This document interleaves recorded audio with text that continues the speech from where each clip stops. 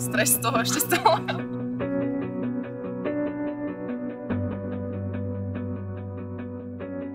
Teda terénneho sociálneho pracovníka má si privedol to, že tá skupina ľudí je u mňa nepochopená a stretávam sa veľmi s negatívnou väzbou v okolí.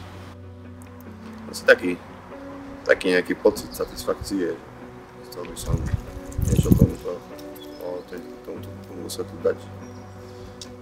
Som myslel, že niečo o drogách viem, zistil, že neviem nič. A som rád, že som na tej druhej strane prúta. Nie som ten užívateľ, ale som ten užívateľ. Buď zmenou, ktorú chceš vidieť vo svete.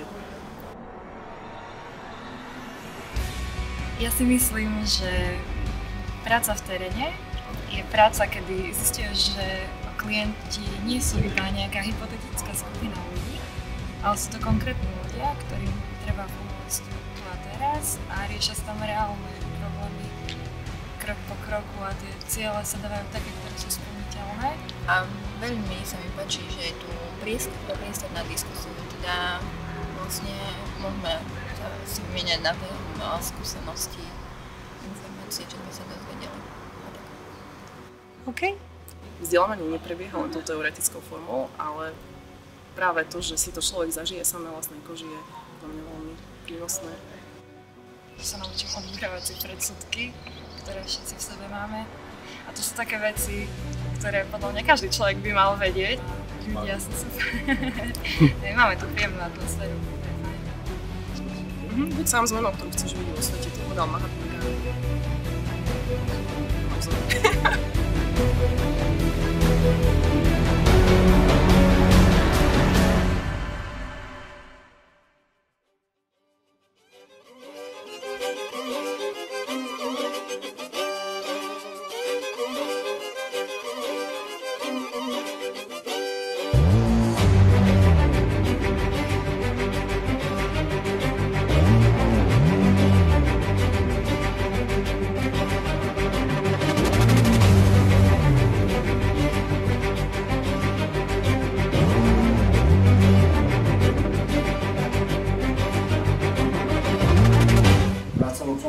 Ako terénny pracovník mi dala strašne veľa.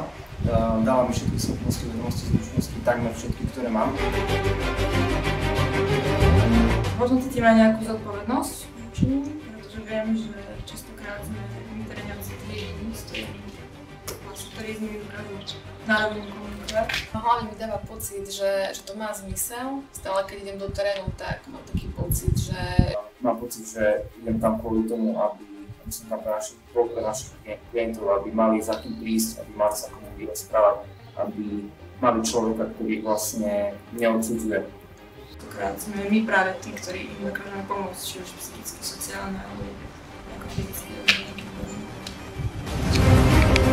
Bola by som veľmi rada, keby viacero ľudí, hlavne tí, ktorí študujú pomáhajúce profesie alebo sa im majú venovať, aby prišli k nám, aby zažili túto skúsenosť s touto prácou a aby sa venovali dobrovoľníckej činnosti, lebo to má zmysel. Ak sa staneš našim dobrovoľníkom, dostaneš vzdelávanie, ktoré je inou formou, zážitkovou a neformálne, dostaneš prax a dostaneš možnosť pracovať so super partou ľudí a možnosť pracovať a robiť niečo, čo má zmysel. Takže? Už? Áno, už. Je na čase, aby si sa stal dobrovoľníkom OZ Pomocná ruka.